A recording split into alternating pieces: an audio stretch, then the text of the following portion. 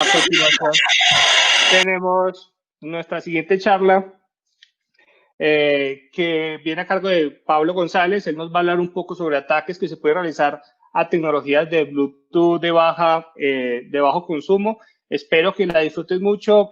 No sé si Pablo ya está preparado. Vamos a ello entonces. Bien, bienvenidos a esta charla. Bueno, en primer lugar agradecer a la gente de DragonYard pues todo el esfuerzo por realizar el evento y todo el esfuerzo que ello conlleva.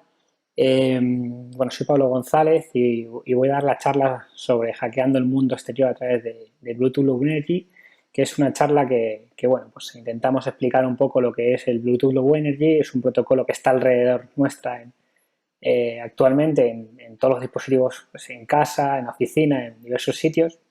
Lo llevamos en la muñeca, lo llevamos en el móvil, lo tenemos en un altavoz, lo tenemos en la tele, lo tenemos en muchísimos sitios, ¿no? Entonces lo que vamos a hacer es pues, una evaluación en esta charla y un análisis sobre este protocolo para ver sus riesgos, sus debilidades y potencialmente sus vulnerabilidades. Quería agradecer de nuevo a la gente de DragonYard por contar conmigo por segunda vez. Es la segunda vez que estoy en una DragonYard Con. En 2018 tuve la suerte de estar en físico allí en Colombia, en Bogotá, y esta vez pues lo tenemos que hacer online por el tema de la pandemia. Pero bueno, aún así es un honor para mí estar otra vez con todos vosotros allí. Y bueno, pues me presento, como os he dicho, bueno, soy Pablo González, soy ingeniero informático, trabajo en Telefónica desde hace ya unos cuantos años. Tengo algunos libros de temática de ciberseguridad de la editorial Zero X Word y bueno, soy cofundador del blog de seguridad de Flu Project. Además, bueno, pues también tengo la suerte de haber sido reconocido por Microsoft como MVP desde el año 2017 y bueno, soy docente en diversas universidades, siempre con másteres de temática de ciberseguridad. Bueno, ¿qué vamos a hablar en la charla? ¿Qué vamos a tratar? Bueno, pues lo vamos a empezar hablando de la introducción al BLE, al Bluetooth Low Energy. Vamos a ver unos conceptos básicos para que todos empecemos o partamos desde el mismo punto de partida. Luego veremos los precedentes, que son pues, vulnerabilidades que han ido saliendo, que han ido afectando tanto a Bluetooth como a BLE. Veremos algunos ejemplos básicos, otras cosas un poco más complejas, pero veremos que sí que hay un esfuerzo de los investigadores por descubrir este tipo de vulnerabilidades. Posteriormente hablaremos de una evaluación, veremos diversas técnicas que se pueden probar para auditar de manera básica o sencilla los dispositivos que hay alrededor nuestro, ¿vale? Para ver un poco la seguridad que tienen que han implementado fabricantes de BLE en los dispositivos que hay alrededor nuestra. En el punto número 4 hablaremos de la fortificación, hablaremos de buenas prácticas para fortificar estos desarrollos o estos sistemas que utilicen este protocolo. Y por último, pues hablaremos de unas conclusiones. Vamos con la introducción a BLE. Como he dicho, vamos a hacer unos conceptos básicos, un poco para que todos partamos desde el mismo punto de salida. Al final, Bluetooth Low Energy es un protocolo inalámbrico, eso todos lo sabéis. Al final surge o nace de la necesidad de disponer de un protocolo de bajo consumo, porque al final sabéis que históricamente Bluetooth, una de las carencias que tenía es que en los dispositivos como por ejemplo en el smartphone, pues hace mucho uso de energía. Entonces, pues el Bluetooth Low Energy lo que tiene es una serie de características que permite que esa energía, que ese consumo sea inferior. La comunicación entre dispositivos a un nivel muy bajo de consumo, pero también con una velocidad de transferencia de datos muy baja. Eso también tenemos que tenerlo en cuenta, es una penalización. Y luego la comunicación se hace en la banda de frecuencia de 2,4 GHz. La tasa de transferencia, dependiendo de la versión de BLE, si estamos en una versión 4, una versión 5, pues puede cambiar, como vais a ver en el siguiente cuadro. Hablamos de 1 megabit por segundo o 2 megabits por segundo en una versión o en otra. El radio de actuación pues también es diferente dependiendo de la versión de Bluetooth Low Energy. Estamos hablando de 100 metros, 400 metros, dependiendo del Bluetooth 5. Y bueno, ahí tenéis una serie de características. Como veis, siempre comparándolo con Bluetooth, pues como que es un poco menos, pero bueno, también es porque el ahorro de energía pues es mayor. Bueno, tenemos esta diapositiva a modo de comparación entre lo que es el modelo OSI, el clásico modelo OSI, ¿no? de las capas, y una pila BLE. Como veis, hacemos una comparación de cada capa, pues una equivalencia entre capas. En ambos casos tenemos la capa física, luego en el modelo OSI tenemos una capa de enlace que equivale a la capa de enlace y a la capa de control ideológica de L2CAP, en el caso de BLE. Y luego, si os fijáis, desde la capa de red hasta la capa de aplicación, ¿vale? Ahí tenemos 5 capas en el modelo OSI, pues equivaldrían a esas 3 capas, la capa ATT, la capa de perfiles y la capa de perfiles de aplicación, ¿vale? En el caso de BLE.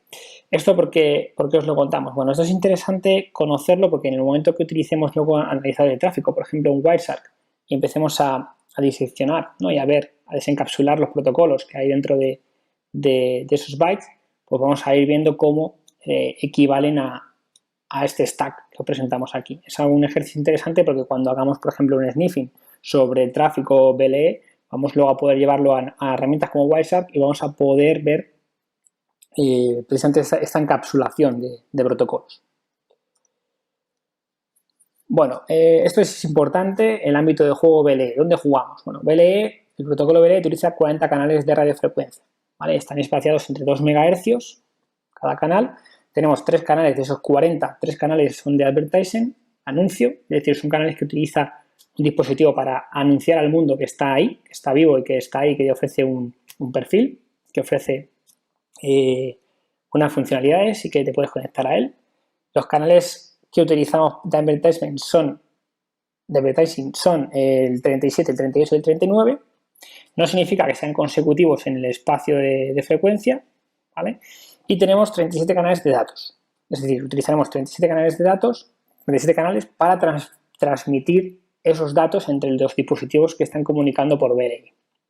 Entonces, esos 40, 3 son de hola, soy un dispositivo BLE y estoy aquí.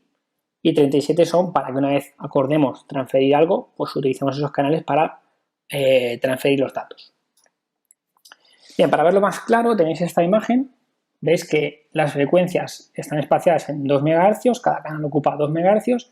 Empezamos, fijaros, en el 37, y el 38 no está seguido al 37, el 38 cae como 11 canales más para allá, y el 39 está bastante más espaciado, ¿vale? Los canales de anuncio están bastante espaciados entre ellos. Y luego el resto de canales, el 0, el 1, el 2, 3, 4, hasta el 36, más o menos van seguidos, son secuenciales, salvo el 38 que está ahí en medio, y son los canales de datos, ¿vale? Son los canales que utilizarán los dispositivos para transferir esa información entre ellos. Bien, el concepto de access address, ahora vamos con un concepto que es un concepto que podemos decir utilizado en todas las conexiones BLE, y es un concepto que identifica una especie de sesión entre dos dispositivos. Es decir, tenemos dos dispositivos que están comunicando, intercambiando información por BLE, pues tienen una especie de sesión, ¿vale? Es lo que llamamos dirección de acceso o access address. Identifica una conexión entre dos dispositivos, es generada por el maestro, ¿vale? Y además es generada de forma aleatoria, intentando evitar, pues precisamente la colisión, ¿vale? De conexiones. Pues es una forma de identificar una conexión y evitan las colisiones de otras conexiones que hayan en el aire entre otros dispositivos.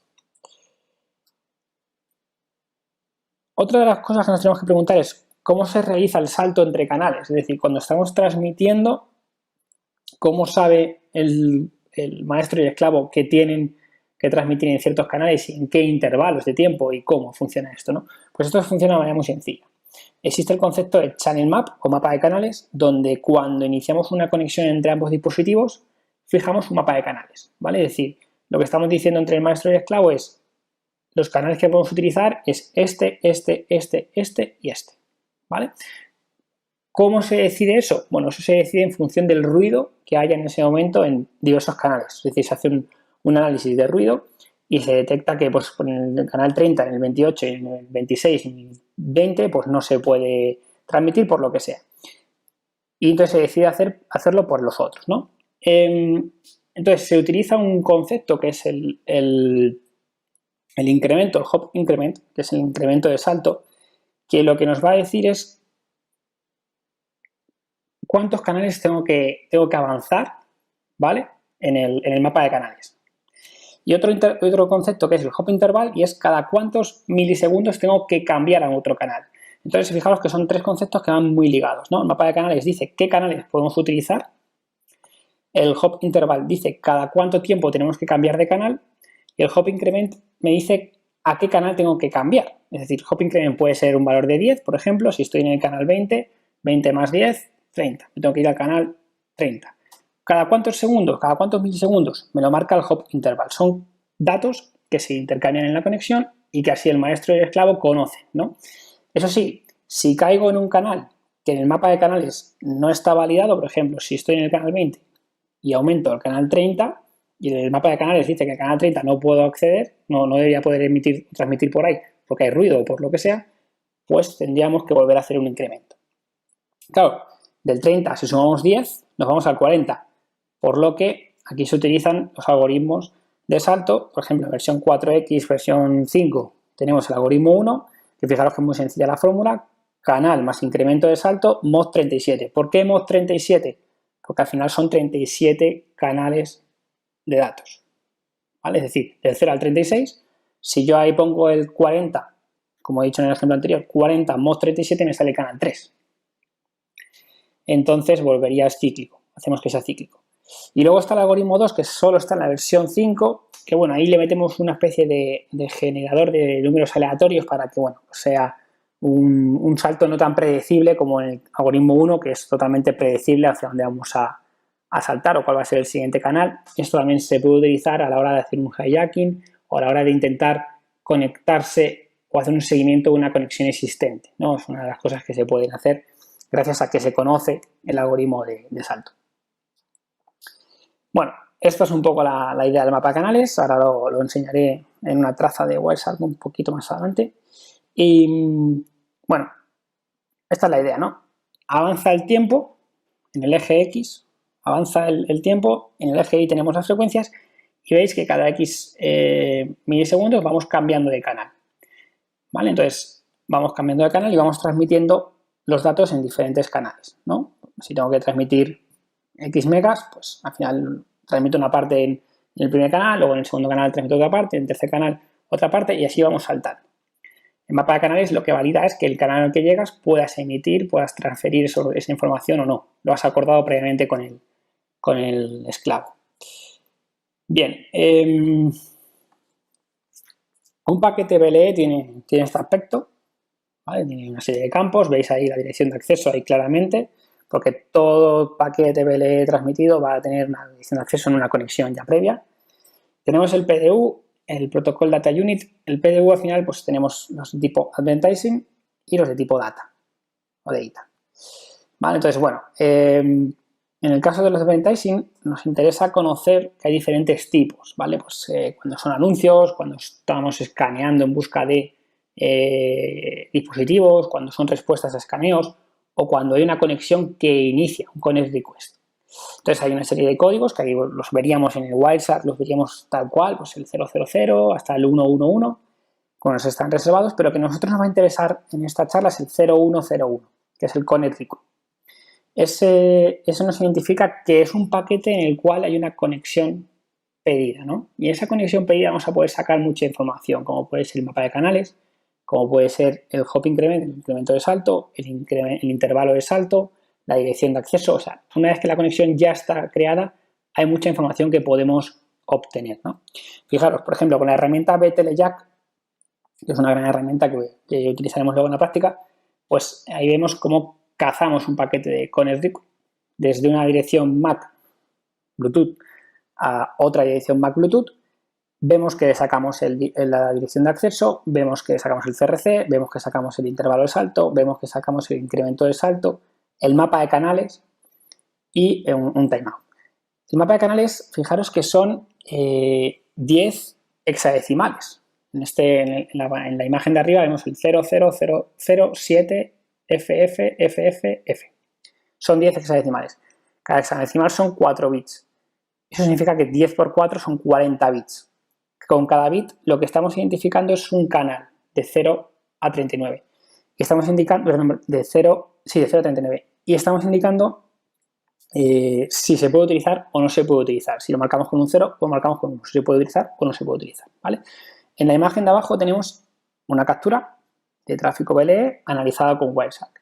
Vemos en la capa, en el link layer data, digamos en la pila de BLE antes, vemos la dirección de acceso y vemos otros parámetros como el intervalo, vemos también el mapa de canales ahí pintado. Fijaros que se está representando en Little Endian, ¿vale? En este caso, porque nos está dando la vuelta por cada byte, ¿no? El byte más significativo queda hacia la derecha y el byte menos significativo hacia la izquierda.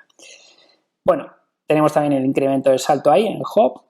Entonces nos lo disecciona Wireshark y es algo muy interesante para aprender, ¿vale? Es decir, si vosotros queréis ver cómo funciona esto por debajo, pues es una buena forma, ¿no? El capturar tráfico BLE, que vais a ver que no es complejo. Hay mucho tráfico BLE que va sin cifrar, por lo cual mucho más sencillo, se puede ver todo este tipo de cosas. Pero bueno, con BTLJack, con la herramienta BTLJack, veis que también esa información os la da un poco pintada, muy bonita y muy sencilla.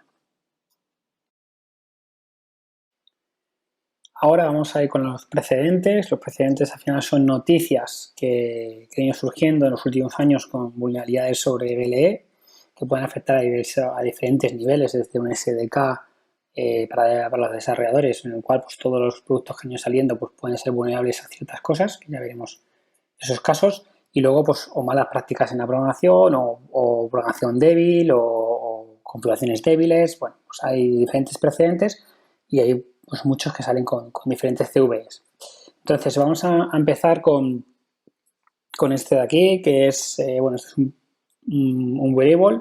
Hacemos mucho hincapié también en los wearables, porque casi todo el mundo tiene al final, a día de hoy, algo de este tipo. Y bueno, como veis en el vídeo, esto es un Pebble. Y aquí tenemos una aplicación que se llama Gadget Bridge, que es un proyecto que, bueno, ahora daremos más información sobre ello. Pero bueno, se puede conectar con diferentes tipos de wearables y proporciona diferentes tipos de conexiones con ellos. Podemos enviarles diferentes acciones. Se han hecho toda esa parte de reversing para ver cómo se comunican a través de BLE con estos dispositivos. En este ejemplo están enviando una notificación al Pebble que veremos, como veis, no es la aplicación no oficial, sino que está reverseada ese protocolo, esa comunicación con el dispositivo, y ahí tenéis la alerta.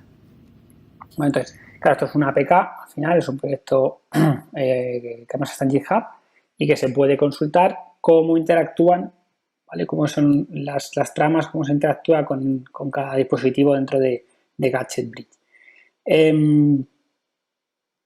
Bueno, el proyecto es se puede utilizar a partir de Android 4.4, la aplicación es la APK. Pero bueno, lo más interesante es que en el proyecto vais a encontrar, en el GitHub podéis encontrar el listado de dispositivos con los que se puede utilizar Gadget Bridge. Veis a Mi Bands, veis Amazon Fit, veis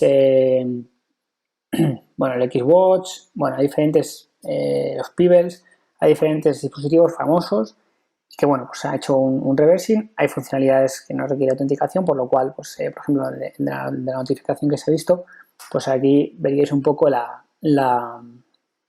debilidades o potencialmente debilidades. Además, en el GitHub vais a encontrar un listado de acciones que se pueden realizar. Como veis, bueno, pues está bastante documentado el proyecto Gadget Bridge y es bastante interesante. Si queréis un poco ver cómo funciona la comunicación entre estos dispositivos y cómo se puede comunicar con ellos a través de BLE, pues este proyecto es bastante interesante para aprender todo esto. Bueno, otra de las librerías interesantes que hay es la propia de Mi Band 4, donde veis que, bueno, hay unas características que no requieren autenticación y hay otras que sí que requieren autenticación. Realmente aquí no estamos hablando de vulnerabilidades, sino estamos hablando un poco de configuraciones, de desarrollos y un poco de cómo poder interactuar por nuestra cuenta, con nuestro propio código, generando nuestros propios scripts con algunos dispositivos, ¿no? esto también es una parte importante a la hora de luego buscar en profundidad pues, posibles fallos de configuración o posibles fallos o vulnerabilidades. Otro de los precedentes también históricos son los trackers, ¿no? Los trackers al final son dispositivos que emiten algún tipo de pitido, algún tipo de notificación que se comunican por BLE. Pues lo metemos dentro de una maleta o dentro de una mochila o dentro de la cartera para tener localizado, ¿no? ese elemento, haciéndolo pitar desde nuestra aplicación con el móvil, ¿no? Pues se conecta por BLE y por proximidad vamos a ver si estamos próximos al objeto o si estamos próximos al elemento y poder localizarlo. Bueno, pues ha habido diversas vulnerabilidades. En este caso, pues mostramos algunas vulnerabilidades que están en estos 3 modelos, ¿vale? Y bueno, esto lo encontró la gente de Rapid7, que es la gente de Metasploit. Algunas vulnerabilidades estaban ligadas a BLE, pero otras vulnerabilidades estaban ligadas más a la comunicación que había entre la aplicación y el servidor. Por ejemplo, la transmisión de contraseña en plano ocurría por este caso. Pero bueno, tenéis, por ejemplo, el paren autenticado, tenéis la exposición la ID del tracker. Bueno, hay diferentes vulnerabilidades, hasta 12 creo recordar que eran, no recuerdo bien ahora. Pero bueno, ahí tenéis los diferentes CVEs. Bueno, algunas sí que aplicaban sobre BLE. Son vulnerabilidades antiguas, son del 2016, pero bueno, son un ejemplo más de que al final todo dispositivo que implementa un protocolo como BLE, pues bueno, hay que mirarlo con lupa y hay que ver luego en la parte de evaluación cómo podemos empezar a trabajar con ello. Luego tenemos otra vulnerabilidad, esta es del 2017, además es de una persona que, bueno, conocemos, que es Gerard Fouquet, y bueno, pues se llama Blue Idiot, y afectaba un modelo de cámaras en el que, bueno, pues al final él se dio cuenta de que podía modificar la contraseña a través de una conexión, podía configurar la cámara a través de BLE y podía, sin autenticar, cambiarse la contraseña. Además, esa contraseña viajaba en plano, es decir, cualquier persona que snifara el tráfico podía snifar el tráfico en el aire, podía acceder a esa información. Y bueno, pues ahí tenéis el CVE documentado. Luego, uno de los casos seguramente más conocidos o que más bombo se ha dado en los últimos años es la vulnerabilidad del patinete de Xiaomi, ¿no? el MyScooter, el M365. Ahí tenéis el CVE 2019-12500. Al final era una vulnerabilidad por BLE, del cual tú te podías conectar al patinete sin ningún tipo de autenticación y podías modificar algunos parámetros del patinete. Por ejemplo, una de las cosas que se mostró era a través de este vídeo es que se podía, hay una opción en la aplicación de Xiaomi para poder bloquear el motor, ¿no? Hacer un bloqueo de motor. Como veis, bueno, pues esta persona va aquí caminando. Hay una persona que se está conectando a uno de los patinetes y está activando el bloqueo por motor, el bloqueo de motor, ¿no? Entonces, cuando el usuario intenta iniciar la marcha, vais a ver que no va a poder arrancar. ¿Veis? La luz además empieza intermitentemente a lucir. Ahí en el paso de cebra no puede avanzar, como recula, puede intentarlo. Y es que tiene activo el bloqueo, ¿no? O sea, es una opción que tiene el patinete. En el CVE se hablaba de que también se podía modificar la velocidad como cada tirones. Bueno, eso realmente lo que se demostró fue lo del bloqueo y realmente era sencillo de realizar. Realmente era sencillo de realizar. Lo que pasa que había una parte, o era necesario una parte de ingeniería inversa. Y esta parte de ingeniería inversa, por ejemplo, hay un repositorio en GitHub que da información sobre ello, ¿vale? Entonces, como veis aquí, bueno, pues esta persona hizo un reversing del protocolo, se sacó un poco las tramas de datos, cómo funcionaban, qué era cada byte, qué aportaba, qué significaba. No hizo de todo, porque no consiguió hacerlo de todo, bueno, pero sí está disponible en GitHub y veis que hay partes donde pone, no sé, esto no sé qué hace, no, esa trama no sé qué hace, pero sí que para, por ejemplo, encender un LED, para encender el LED de la parte trasera del patinete o apagarlo, pues para conocer el estado, pues existe una serie de tramas. Entonces, veis ahí el 55AA, 03, 2001, 7D, 02, 5C, FF, para leerlo y luego, bueno, para escribirlo, para modificar el estado del LED, ¿no? Bueno, pues Esto era realmente lo que estaba ocurriendo. Hay una funcionalidad, una trama para activar el bloqueo cuando no se conectaba. Como no hay ningún tipo de autenticación, ni tienes que tener ningún tipo de paging, pues esa conexión es abierta, pues el patinete pues tenía este riesgo. ¿Qué ocurre? ¿Cómo lo solventó Xiaomi? Bueno, Xiaomi lo que puso es una actualización de firmware, lógicamente muy recomendable de hacer, y al final pues lo que haces cuando vas a bloquear es que te piden una clave te piden una autenticación. ¿Vale? Entonces un poco lo arreglaron. ¿Se sigue pudiéndole valores? Sí, eso sí. No hay ningún tipo de autenticación, te puedes conectar al patinete por BLE y puedes leer valores. Lo que pasa es que a la hora de escribir ciertas cosas, pues aquí en el caso del bloqueo de motor sí que lo corrigieron en su día. Bueno, más precedentes, noticias. Tenemos, bueno, SwingTooth. Esto es una familia de vulnerabilidades, de 12 vulnerabilidades, que se encuentra en la implementación de un SDK, de un vendor, y claro, pues de un fabricante, ¿no? Entonces, todos los que construyen sus sistemas con este SDK, pues al final han tenido bastantes problemas. Principalmente de esas 12 vulnerabilidades había una serie de vulnerabilidades que afectaban pues con crasheos en la comunicación o que el dispositivo podía dejar de funcionar correctamente. Había incluso un deadlock, ¿vale? Había vulnerabilidades que provocaban un deadlock, ¿no? Donde el dispositivo se te puede quedar totalmente congelado y ahí necesitarás un reinicio en el mejor de los casos. Y luego pues hay algunas vulnerabilidades que permiten un bypass security. ¿Esto qué quiere decir? Pues que a funcionalidades, ¿vale? Características de BLE que solo puedes acceder de forma cuando estás autorizado, ¿no? O tienes una autenticación, pues hacer ese bypass, ¿no? Poder acceder a esas características sin necesidad de estar autorizado. ¿Vale? Entonces, bueno, eso es interesante. SwingTooth es una familia, ya os digo, que de vulnerabilidades pues bastante extensa y que han afectado a un gran número de dispositivos en el mundo con diferentes categorías. Es decir, porque al final los dispositivos BLE también nos podemos clasificar por categorías de uso, ¿no? Por ejemplo, dispositivos médicos, pues como que le damos un valor, un riesgo mayor, ¿no? Por ejemplo. Bueno, aquí tenemos los tipos, como os he comentado antes, y los CVEs asociados a cada uno de ellos.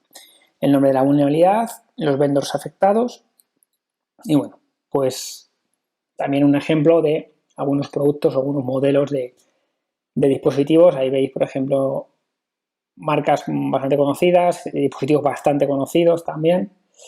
Y había uno, por ejemplo, que era un medidor de glucosa, bueno, es categorizarlo dentro de la parte médica. Y bueno, pues también tenía su vulnerabilidad, que creo que en este caso era un crasheo de la aplicación. Aquí os dejo con un vídeo en el cual pues, estamos viendo el caso del SwingTooth y bueno, esto lo que va a provocar es un reinicio constante del dispositivo, ¿vale? Porque está crasheando. ¿Vale? Entonces, bueno, pues se inicia y otra vez se vuelve a apagar y así estamos en forma constante, ¿no? Pues es un crasheo constante de este dispositivo que se está haciendo a través de BLE.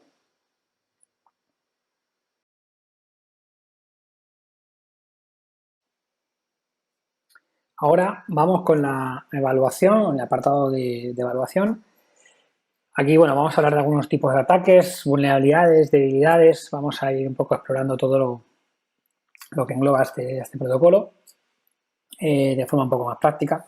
Bueno, tenemos la funcionalidad o la posibilidad de hacer sniffing. Al final el Bluetooth, como pasa con Wi-Fi, pues es un protocolo inalámbrico que está en el aire.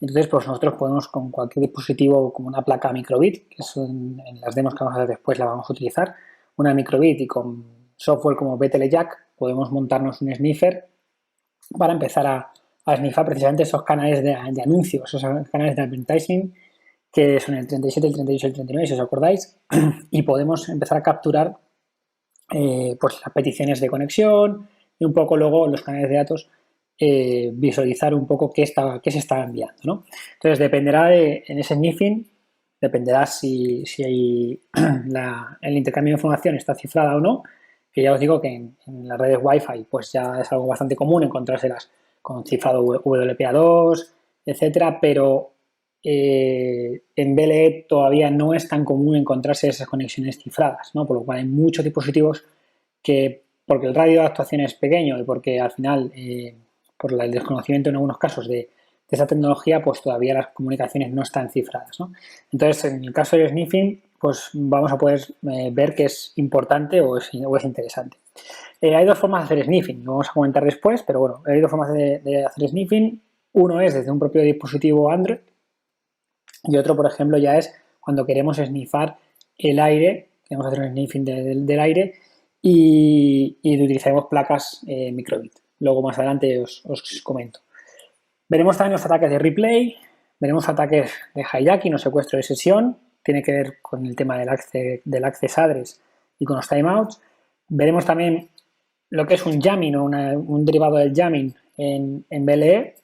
Veremos también ataques man in the middle y también veremos ataques al cifrado, es decir, cuando veamos que las comunicaciones están cifradas, pues todavía se puede explorar ciertas debilidades que existen.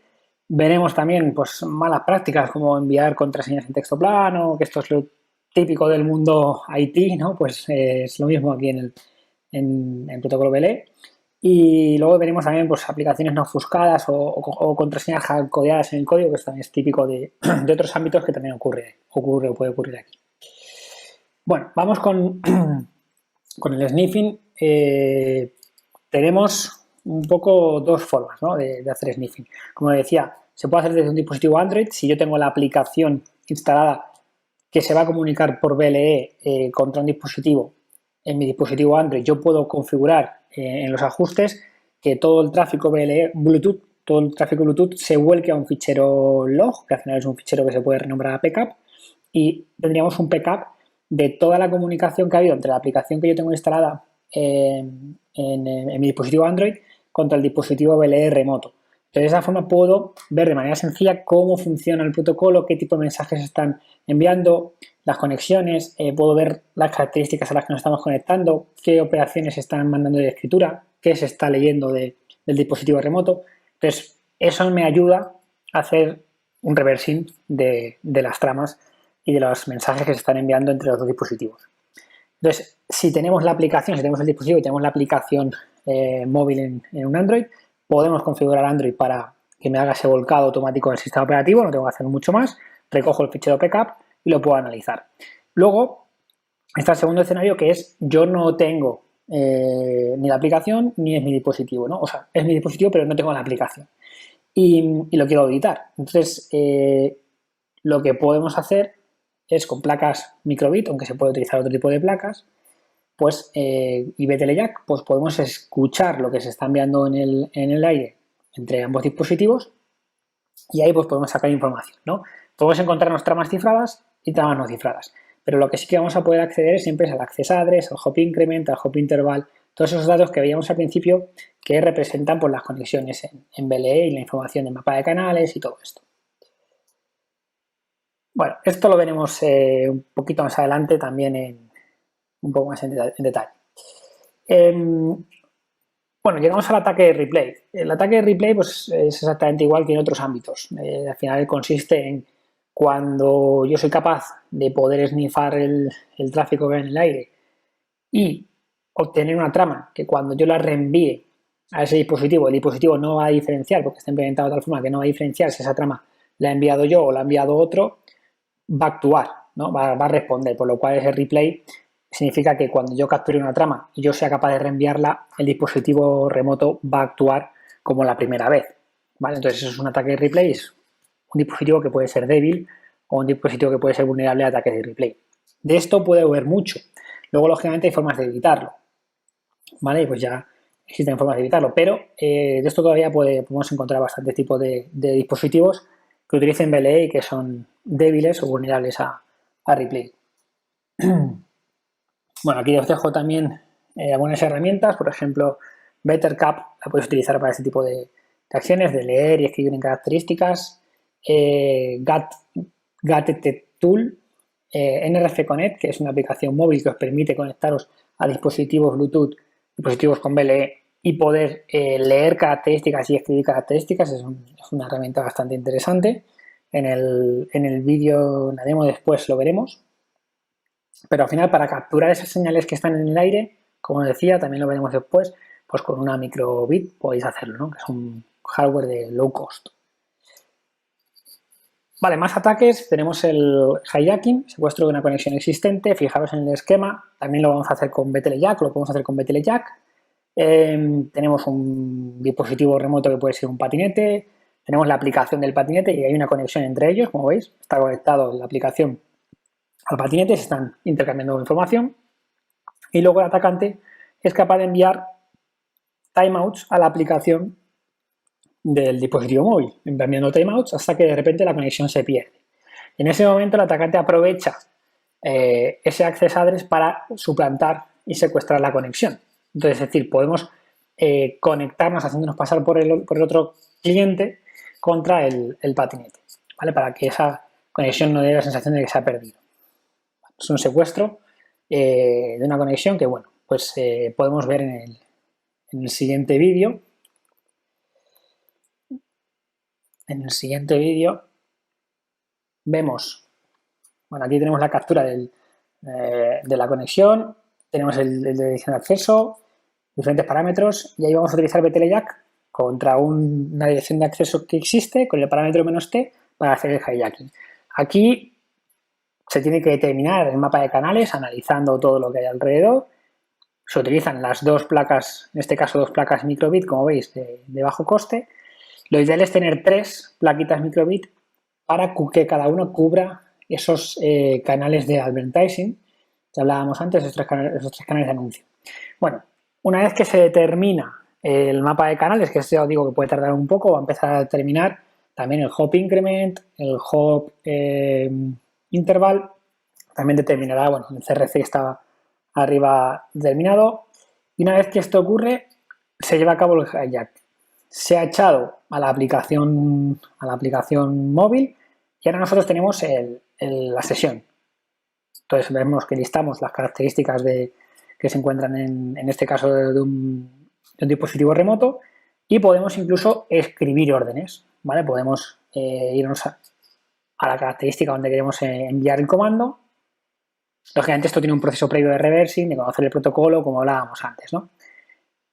Nos conectamos o escribimos contra la característica, mandamos la trama en hexadecimal y ahí ya pues podrían ocurrir lo que tenga que ocurrir en ese dispositivo, ¿vale? Pero el hijacking se ha hecho.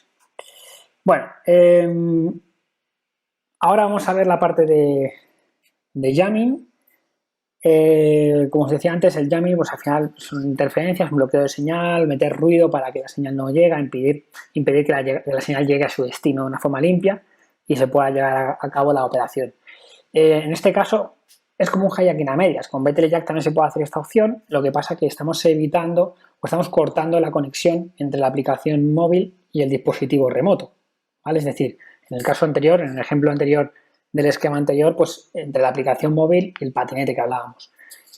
Entonces, con el jamming, pues precisamente lo que se hace es esto, ¿no?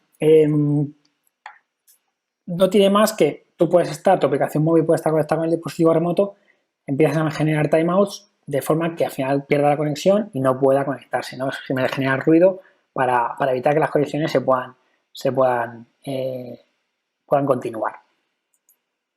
Ahí tenéis el ejemplo un poco de la imagen, un esquema de lo que sería el jamming, que bueno, yo creo que más o menos todos lo conocéis. Y llegamos a la parte del man in the middle. Aquí, bueno, necesitamos un poquito más de hardware, ¿no? Para llevar a cabo esto de forma eficiente. La idea es que con una de las placas o con una de las antenas Bluetooth que tengamos disponible, conectarnos contra el dispositivo real que queremos suplantar, ¿vale? Entonces podremos conocer el nombre, podemos conocer las características, leer todo lo que tiene. Lo configuraremos nosotros en nuestro dispositivo y luego utilizar una segunda antena para poder emitir haciéndonos pasar por ese dispositivo de tal forma que el usuario se conectará a nosotros pensando que se está conectando al dispositivo real, pero el dispositivo real está ocupado en esa conexión, deja de emitir porque tiene ocupada la conexión con nuestra primera antena, que la tenemos ahí conectada. De tal forma que nos envían a nosotros los datos, nosotros los podemos reenviar hacia el dispositivo legítimo, pero ya conocemos esa información. Herramientas que permitan hacer este tipo de ataques, pues tenemos GATAC y B3JUICE, por ejemplo, ¿no? Entonces son herramientas que ya os digo, requeréis en este caso, 2 dispositivos Bluetooth, de tal forma que podáis, pues, con uno conectaros contra el dispositivo legítimo y con el segundo, pues que el usuario se conecta a vosotros pensando que se está conectando al dispositivo legítimo. Bueno, luego también los ataques al cifrado, ¿vale? Y es que, bueno, depende de qué tipo de cifrado se implemente, lógicamente, esto lo veremos ya luego en la parte de fortificación, pues los ataques al cifrado en BLE pues existen vulnerabilidades y, por ejemplo, podemos configurar con un pin de 4, con un pin de 6 dígitos, pero esos son cifrados débiles, ¿no? Entonces, como veis, hay un software que se llama CrackLe, que utilizaremos también en la demo para ejemplificarlo. Pero bueno, el resumen es que si tenemos una captura de BLE, podemos hacer fuerza bruta para obtener una clave que se llama Temporary Key, que es un TK, y luego podemos obtener el STK y el LTK, y con ellas ya podremos descifrar rápidamente además las capturas de tráfico cifrado. Esto lo vamos a ver después en la práctica, pero lo que quiere decir es que en el momento, bueno, esto lo vemos un poco más adelante, sí, en el momento que consigamos capturar una conexión donde se está haciendo todo el intercambio de claves, esa generación de claves de BLE, podremos hacer uso de estas debilidades para poder descifrar las tramas. Pero eso sí, la ventana temporal es corta, es decir, tiene que ser en el momento en el que hay el separating que se está haciendo y ese intercambio de claves que se está haciendo. Si no conseguimos toda esa información, no vamos a poder hacer uso de esta debilidad. Entonces, bueno, la ventana temporal puede ser corta, pero en un ataque dirigido podría ser una de las vías utilizadas para conseguir ese tipo de acciones. Bueno, más funcionalidades a evaluar.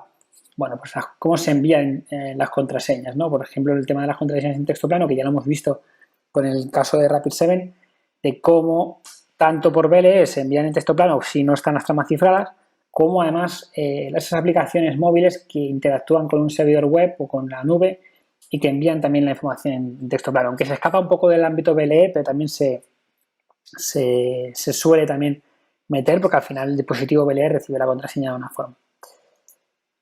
Y luego, por último, también hay que evaluar las contraseñas hardcodeadas, pero esto es típico, ¿no? Es decir, cuando alguien desarrolla algo, que nos pongan la clave de cifrado en el código, ¿no? Cuando alguien decompila o alguien obtiene ese código fuente, pues encontrarse la clave de cifrado en el código no es la mejor praxis, ¿no?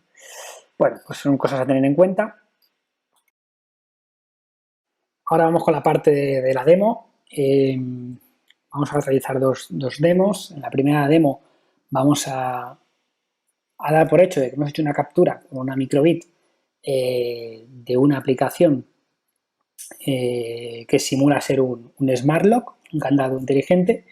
Entonces nos habríamos conectado con una aplicación móvil al smart lock, que hubiésemos mandado una orden de desbloquear, y nosotros con la microbit o con una serie de microbits hemos esnifado el tráfico y hemos visto en la captura, en el backup, que no está cifrado, ¿no? Que el tráfico no está cifrado, y podemos ver el patrón, la trama que se está enviando y que desbloquea el candado. Entonces luego podemos hacer un ataque de replay, por ejemplo, con una aplicación móvil como NRF Connect, o también con herramientas como HomePawn, que es una de las herramientas que nosotros presentamos en Black Hat Europe 2019.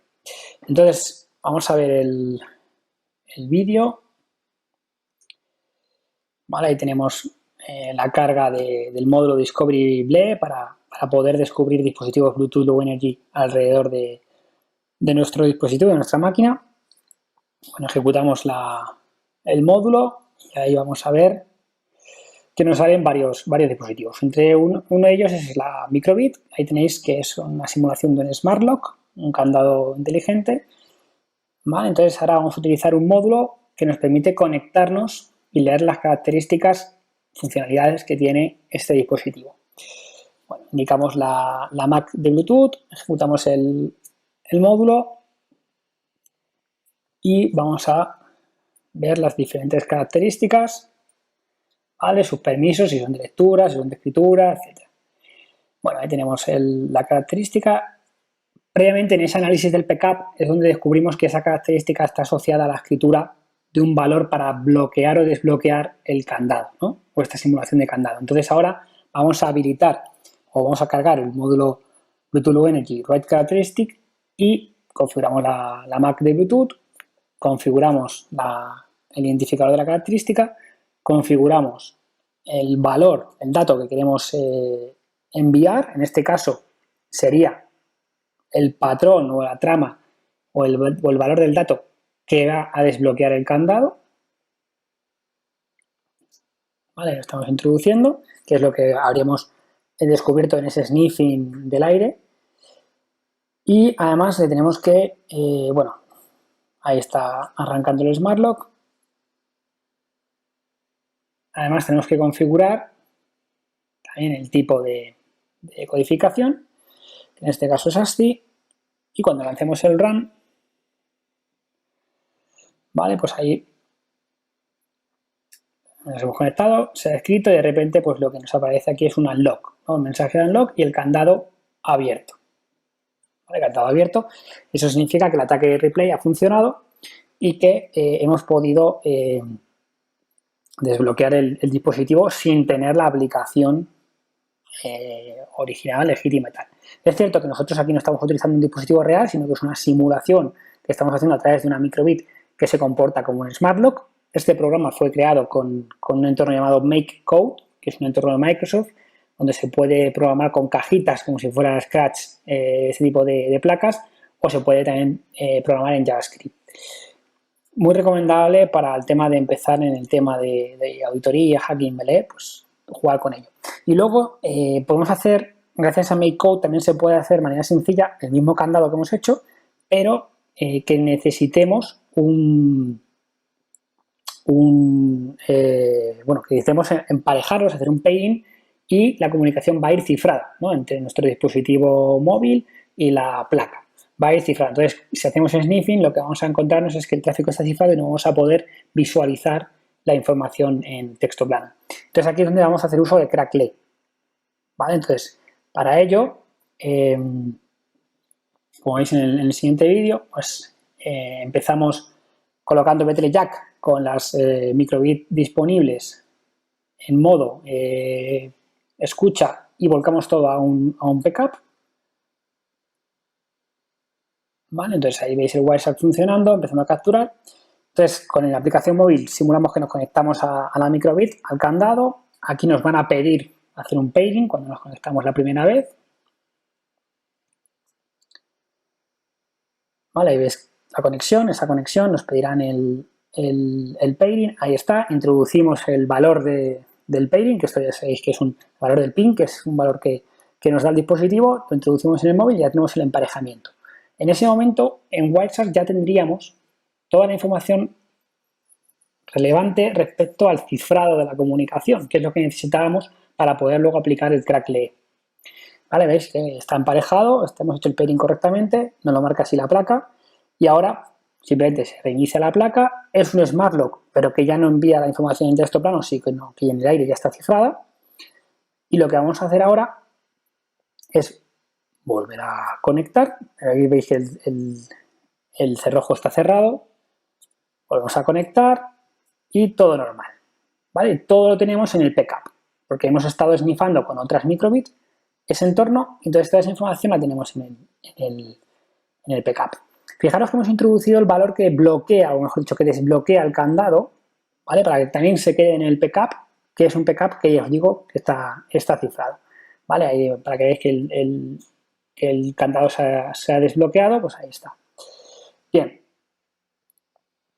Vale, paramos el BTLJack, nos vamos a Wireshark y esto es lo que vemos en la captura, ¿vale? Todo esto es tráfico, ahí está, los paquetes del pairing, cuando se ha hecho el pairing y el cifrado, y todo lo que está por debajo está cifrado, no se puede leer. Entonces aplicamos Crackle, aplicamos el PCAP y ahí obtenemos el LTK. ¿vale? Y con esto podemos descifrar la captura. Le damos ahora Routed Decrypt. Abrimos Wireshark.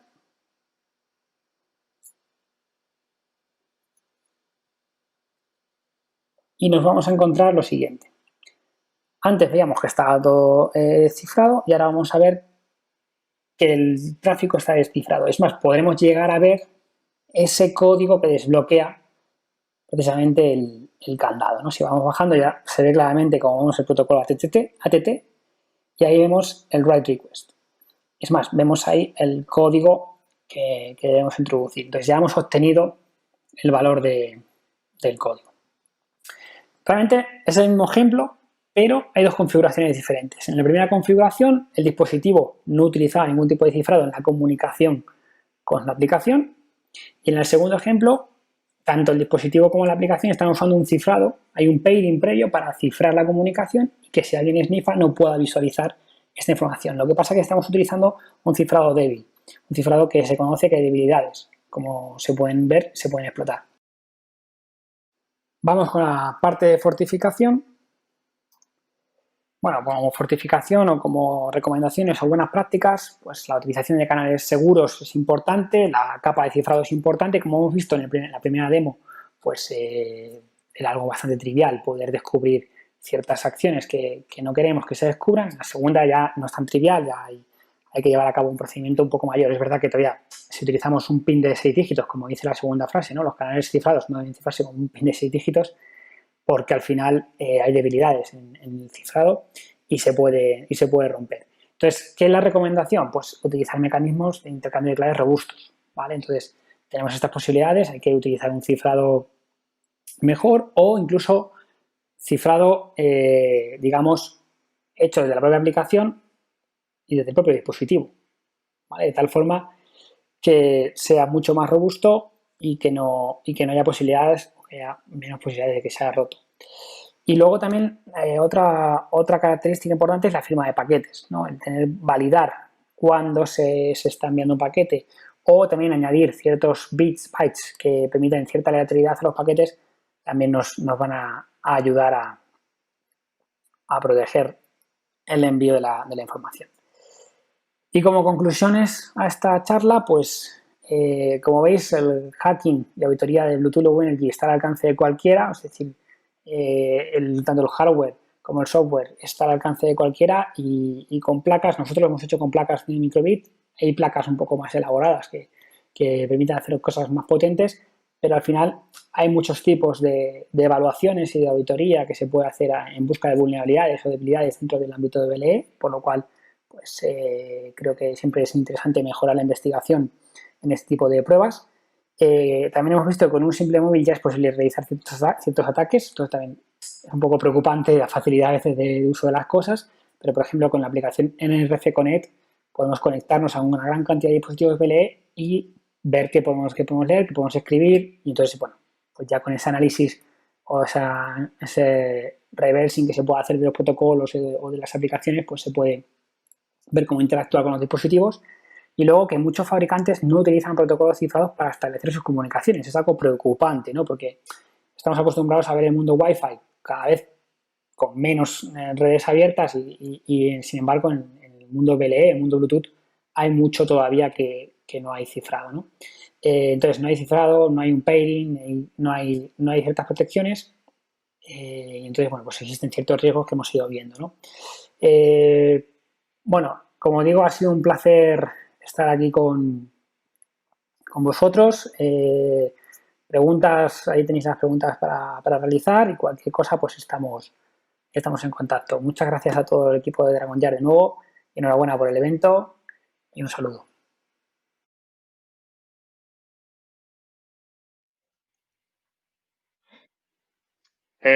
Pablo, muchísimas gracias por tu participación en el evento. La verdad es que es muy interesante el tema que nos comentas. Tenemos algunas preguntas del público. No sé si me estás viendo ahí. Sí. ¿Qué más, Pablo? ¿Cómo va todo? ¿Qué tal? Espero que estés muy bien. Mira, tenemos gente preguntando muchísimas cosas. Una de las preguntas que nos hacen es ¿cómo puedo protegerme para que no me comprometan mis dispositivos por Bluetooth? Bueno, es siempre una pregunta típica, ¿no? En cualquier ámbito de la ciberseguridad. Pues Claro, en el caso del Bluetooth hay muchas veces que decimos, bueno, si no vas a usar el dispositivo, directamente apágalo, no ¿no? lo prendes. Porque hay muchas, sí, por ahorro de energía, aunque Low Energy consuma poco, pero realmente no depende mucho de nosotros, solamente el poder apagarlo o no apagarlo, porque cuando he estado hablando de las vulnerabilidades, de los precedentes, había vulnerabilidades como, por ejemplo, la familia SwingTooth, que al final radica en el SDK con el que se desarrollan ciertos sistemas, ¿no? Para diferentes dispositivos que utilizan el BL Stack. Por lo cual es un poco complejo el nosotros poder, algunas vulnerabilidades, poder estar muy al tanto de ellas. Es cierto que BLE lo bueno que tiene es que es de un alcance muy pequeño, por lo cual nosotros en caso de necesitar utilizar este tipo de conexiones van a ser en entornos controlados físicamente un poco por nosotros. Es verdad que en el caso del patinete pues veíamos como, pues bueno, en la calle puedes deshabilitar el Bluetooth del patinete para que no te ocurra lo que le ocurría a esta persona en el vídeo, ¿no? Pero generalmente estamos en entornos físicos controlados por nosotros. Eso nos da cierta ventaja, una seguridad física, entre comillas, para estar un poco más seguros teniendo el Bluetooth habilitado. Pero al final, lo que viene a hablar esta charla también es toda la variedad, toda la familia, todos los vendors, todos los fabricantes, que cada uno hace un poco lo que quiere, ¿no? Hay fabricantes que están haciendo, que están utilizando la seguridad, y hay muchos otros que no, ¿no? Y es un poco lo que viene a decir esta charla, que si evaluamos la seguridad de los dispositivos, vamos a ver pues, que en muchos va a haber seguridad, pero en muchísimos otros, seguramente más que Claro. en los que hay, va a haber inseguridad. Donde se prioriza el costo por encima de la calidad del código y de Sí, la seguridad del dispositivo. eso es. Eh, Por ejemplo en el Internet de las Cosas hay muchísimas marcas que intentan llegar los primeros, han intentado llegar los primeros al Internet of Things, ¿no? Al final dejan de lado la seguridad, ¿no? Entonces, claro, pues es un poco el coste, el intentar llegar primero al mercado para vender más. bueno, tú nos comentabas que estaba el tema del, digamos, el alcance que puede llegar a tener esto y cómo eso nos puede ayudar un poco a mitigar digamos, la problemática o que pueda llegar a comprometer nuestros dispositivos. Lo que me da pie a una pregunta que hacen y es, ¿qué hardware recomiendas para hacer auditorías Bluetooth? Porque me imagino que queremos buscar ampliar ese alcance de forma artificial o con hardware adicional. Eso es. Sí, hay pruebas dentro de un pretest o dentro de una auditoría Bluetooth, hay pruebas que se pueden hacer directamente con un adaptador, típico adaptador, donde tenemos que podemos, pues con una Kali o con distribuciones de seguridad, pues directamente poder utilizar. Lo cual es un hardware muy barato. Son adaptadores, los típicos adaptadores Bluetooth. Podemos elegir un chipset concreto, pero son adaptadores típicos. Luego nos podemos ir a hardware un poquito más especializado, ¿no? La microbit que yo utilizaba en la charla no es hardware especializado para esto, pero sí que gracias a Damien Cauquil, que es un investigador que ha trabajado mucho en el tema de Bluetooth, sobre todo Low Energy, pues ha hecho herramientas como BTL Jack, que es una herramienta que nos permite evaluar ciertas, bueno, por lo menos poder capturar el tráfico que circula entre los dispositivos y ver un poco también pues, el tema del cifrado, ¿no? Entonces, las microbits están en torno a los 15, 20 dólares, lo cual pues, es un hardware bastante asequible. Y luego ya podemos irnos a algo más potente, como puede ser un Ubertooth. Ubertooth pues es una placa un poco más profesional, con mucho más poderío, pero repito que depende de las pruebas que nosotros necesitemos realizar. Va a depender de eso. Entonces, bueno, pues en función de lo que nosotros queramos hacer en la auditoría, pues vamos a poder utilizar un hardware y otro hardware, e incluso pues diferentes tipos de software. Bueno, como última pregunta, Avalon pregunta, ¿qué fortaleza genera BLE frente a protocolos como Zigbee? Bueno, yo de Zigbee no conozco demasiado. Lo que yo, por ejemplo, sí que conozco de BLE es que no voy a decir en la mayoría, ¿no? Pero en un gran número, un gran volumen de dispositivos que tú empiezas a analizar la seguridad básica. La seguridad básica puede ser lo que era o lo que es la Wi-Fi, por ejemplo, ¿no? Por hacer una analogía que todo el mundo conozca, lo que es la Wi-Fi hoy en día, que hoy en día cuesta más encontrar, al menos aquí en España, cuesta más encontrar redes Wi-Fi abiertas o con cifrado web. Eso ya prácticamente no lo encontramos. Por ejemplo, en el caso BLE, lo que sí te vas a encontrar es que muchas de las conexiones entre dispositivos van sin cifrar, ¿no? Entonces, esto nos puede llamar la atención bastante cuando en el mundo Wi-Fi no ocurre. En el mundo Bluetooth Low Energy es más común de lo que pensamos, ¿no? Por ejemplo, hay otras marcas que sí que todo lo que utilizan va firmado o va cifrado, tiene penalización en el rendimiento de los dispositivos, puede tenerla. También pueden ser dispositivos con mayor capacidad de cómputo, porque no es lo mismo una conexión Bluetooth en un smartphone que, por ejemplo, en un AirPod, ¿no? El cómputo va a ser menor. Pero, bueno, el caso es que las fortalezas de BLE en lo que a seguridad se refiere es, tiene medidas de seguridad, no se suelen implantar en muchos casos, y lo que se recomienda, o una de las recomendaciones, es que la seguridad se compute dentro del dispositivo y luego esa información se envíe cifrada, firmada o como nosotros creamos conveniente a través de la conexión BLE. No confiar en lo que BLE nos proporciona, porque como hemos visto en el caso del cifrado con PIN, pues hay debilidades y hay herramientas como Crackle que son capaces de romperlo. Claro, no confía en el canal de comunicación, sino que la información ya vaya cifrada como tal. Punto a punto, Muchísimas gracias. Muchísimas gracias, Pablo, por tu participación. Tenemos más preguntas, te las van a pasar por interno para ver si de pronto por redes puedes responderlas. Perfecto. Y te agradecemos mucho tu participación, la verdad, interesante tu charla. Muchas gracias. Muchas gracias, Jaime, y a todo el equipo de Dragon Jar y disfrutar del evento que lo habéis hecho muy bien. Gracias. Bueno,